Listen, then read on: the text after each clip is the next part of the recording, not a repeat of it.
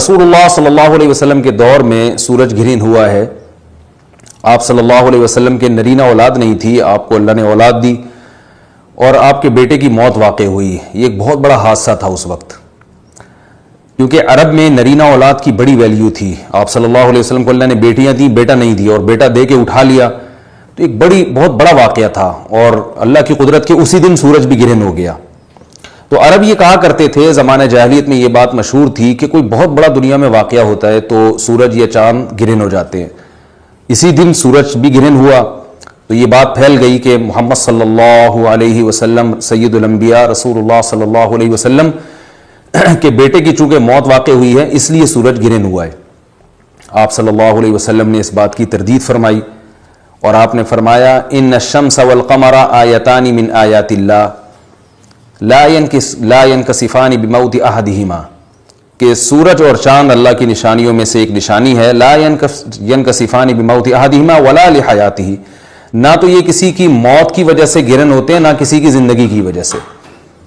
بل یخوف اللہ بہما عبادہ, اللہ ان کے ذریعے اپنے بندوں کو ڈراتے ہیں. یہ بخاری مسلم کی حدیث ہے, اپنے بندوں کو خوف زدہ کرتے ہیں. تو یہ اللہ کی نشانیاں ہیں اور آپ صلی اللہ علیہ وسلم نے اس موقع پر نماز کا حکم دیا, اللہ کے سامنے عاجزی اور انکساری کا حکم دیا. دیکھیے یہاں ایک بہت اہم پوائنٹ کی بات ہے ان لوگوں کے لیے جو اسلام کے خلاف ہیں, جو محمد صلی اللہ علیہ وسلم سرور دو عالم سید الانبیاء صلی اللہ علیہ وسلم کو سچا نبی نہیں مانتے. ان کے لیے اس حدیث میں آپ صلی اللہ علیہ وسلم کی نبوت کی ایک بہت زبردست دلیل موجود ہے. ایک واقعہ ہوا ہے آپ صلی اللہ علیہ وسلم کے بیٹے کی موت کا, اور عرب یہ ویسے ہی کہا کرتے تھے کوئی بہت بڑا دن ہوگا تو سورج گرہن ہوگا. تو کوئی بھی شخص جو جھوٹا نبی ہو, آپ خود بتائیے کہ کیا وہ ایسے موقع پہ اس واقعے کو اپنے حق میں کیش نہیں کرائے گا, اور وہ یہ کہے گا نہیں کہ میں تو پہلے ہی کہتا تھا میں بہت بڑی شخصیت ہوں اور میرے بیٹے کی موت ہونا, ایک پیغمبر کے بیٹے کی موت ہونا ہے تو یقیناً یہ اس اللہ کی طرف سے ایک نشانیہ ہے, یہ نشانی ہے سورج کا گرہن ہونا, یہ بتانے کے لیے ہے کہ واقعی یہ بہت بڑا دن ہے اور میں یعنی یہ بہت بڑا دن اس اعتبار سے کہ ایک نبی کے بیٹے کی موت واقع ہوئی ہے. لیکن آپ صلی اللہ علیہ وسلم نے یہ سب نہیں کیا, اور آپ نے بتایا کہ سورج اور چاند کے گرہن ہونے کا کسی کی موت یا زندگی سے کوئی تعلق نہیں. اور آج سائنس نے بھی ثابت کر دیا ہے کہ یہ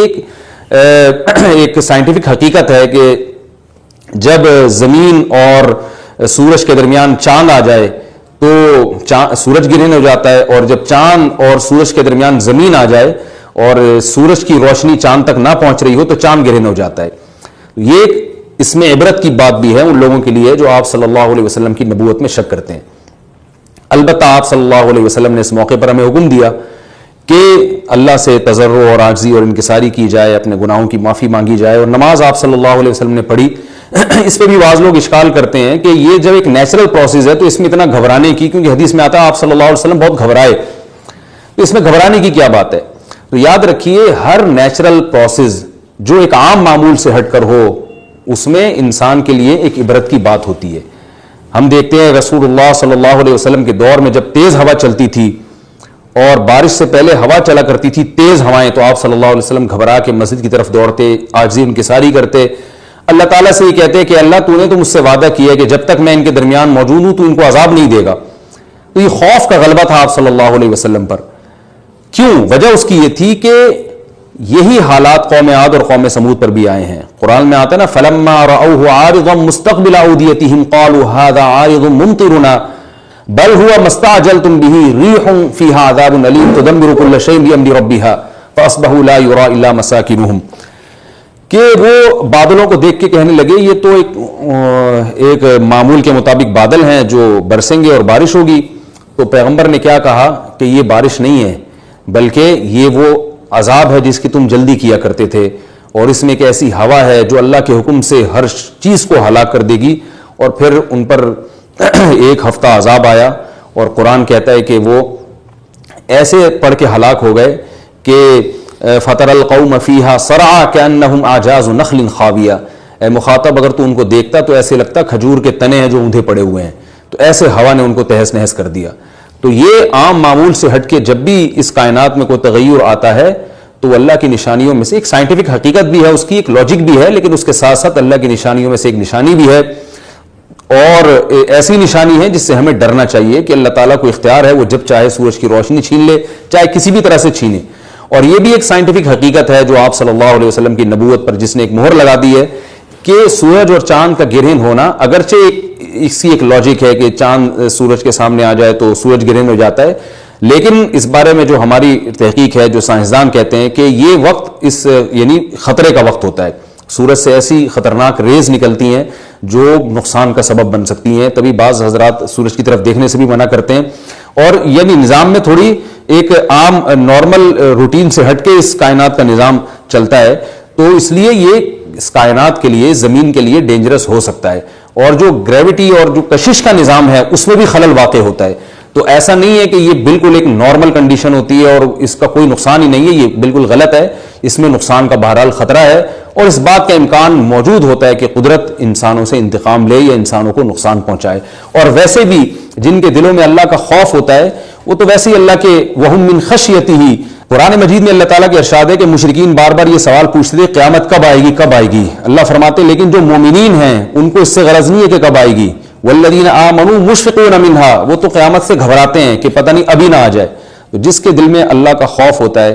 اس کے زندگی گزارنے کا طریقہ کچھ اور ہوتا ہے، وہ بات بات پہ اللہ سے ڈرتا ہے، اس کو اللہ سے ڈرنے کا بہانہ چاہیے، اس کو توبہ کا بہانہ چاہیے، تو اس بحث میں پڑھنا کہ یہ تو ایک لاجیکلی ایک سورج کی روشنی غائب ہو جائے گی، وہ ٹھیک ہے، یہ سائنسدانوں کا شعبہ ہے کہ کیوں غائب ہو رہی ہے، ماہرین فلکیات کا شعبہ ہے، لیکن اہل ایمان کا جو کام ہے اس موقع پر، ان کا جو وظیفہ ہے وہ یہ کہیں کہ اللہ کی نشانیوں میں سے ایک نشانی ہے، اللہ اپنی قدرت دنیا میں دکھاتا ہے کہ میں یہ بھی کر سکتا ہوں چاہے کسی بھی طریقے سے کروں، تو ہمیں اس موقع پر بہرحال اللہ کے سامنے جھکنا چاہیے، اپنے گناہوں سے معافی مانگنی چاہیے، اور وہی عمل کرنا چاہیے جو رسول اللہ صلی اللہ علیہ وسلم نے ہمیں بتایا ہے، اور اس بارے میں جو توہمات پھیلے ہوئے ہیں اس سے بھی ہمیں اجتناب کرنا چاہیے، جیسے نبی صلی اللہ علیہ وسلم نے عربوں کے وہم کو دور کیا ہے، بھائی اس کا کسی کی موت اور زندگی سے کوئی تعلق نہیں ہے، تو اسی طرح آج کل لوگوں میں ایک سورج اور چاند گرہن ہونے کے بارے میں وہم بھی بہت ہے کہ پتہ نہیں کیا ہو جائے گا، حاملہ عورتیں نہ نکلیں، فلانا نہ کرے، فلانا خربوزہ نہ کھائے، اس موقع پر کسی نے تربوز کھا لیا تو یہ ہو جائے گا، الٹی الٹی باتیں پتہ نہیں کیا کیا مشہور ہیں، یہ خربوزے تربوز کی تو میں ویسے ہی مثال دے رہا ہوں، تو کوئی بھی چیز جب کہنی ہو تو پوری طرح سے اس کی ریسرچ کریں، مجھے نہیں پتا حاملہ عورت کو فائدہ ہوتا ہے نقصان ہوتا ہے سورج گرہن ہونے سے، لیکن اگر نقصان بھی ہوتا ہے تو اس کی کوئی مستند دلیل ہونی چاہیے آپ کے پاس، ایسے ہی سنی سنائی باتیں آگے نقل نہ کریں، تو بہرحال ہمیں جو کرنے کا کام ہے جو رسول اللہ صلی اللہ علیہ وسلم نے بتایا ہے وہ کام بخاری اور مسلم کی حدیث کے مطابق نماز ہے، انفرادی بھی ہے، جماعت سے بھی ہے، مستحب یہ ہے کہ جماعت سے نماز پڑھی جائے مسجد میں یا کسی بھی